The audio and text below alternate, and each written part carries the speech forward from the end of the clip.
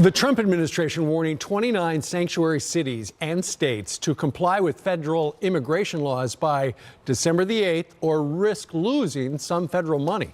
Attorney Jeff Sessions, the Attorney General, that is to say, said, quote, jurisdictions that adopt so-called sanctuary policies also adopt the view that the protection of criminal aliens is more important than the protection of law-abiding citizens and the rule of law.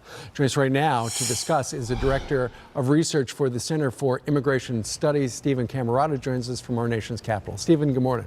Good morning. Okay, you're saying, yep, it's about time. Glad to hear it, right?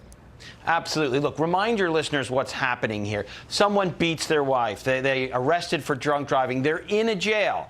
And the Immigration Service has identified them as an illegal immigrants when their fingerprints got set in and says to the jurisdiction, please hold them. We'll be there in 48 hours. And the jurisdiction, as a matter of policy, purposefully releases that person. And what the Attorney General is saying is, look, you can't do that and expect to get all this federal money. Obviously, it's a kind of lawlessness.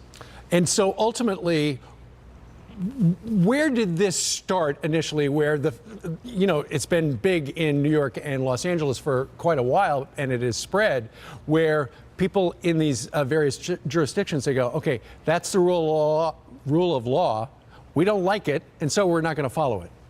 Right. So it proliferated under Obama, but it's been growing for a long time. And there has been some court rulings at the local level, never higher up, that have basically said, well, you may not be able to hold people without an actual warrant, even though federal law says that when the Immigration Service asks you to hold someone, issues a detainer, that is sufficient to do it. Some judges have said, well, maybe not. But it doesn't really affect most jurisdictions. And in fact, most jurisdictions do cooperate. These are the real outliers that don't cooperate. But here's the thing.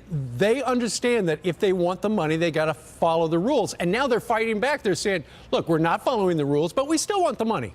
Right. No, exactly. And unfortunately, in Philadelphia, a judge said, well, they aren't technically violating the law, so they still have to get the money. Now, we'll see what happens on appeal and things like that. But it does seem obvious that they are violating the law, because federal law, remember, says you can't do things like withhold information. But they're trying to get away with it. And ultimately, I think the people, the law-abiding citizens in those communities that are sanctuary cities, I think they would like to see the laws followed. But that's just my point of view. Stephen Camarota, we thank you very much for joining us live today. Thanks for having me. All right.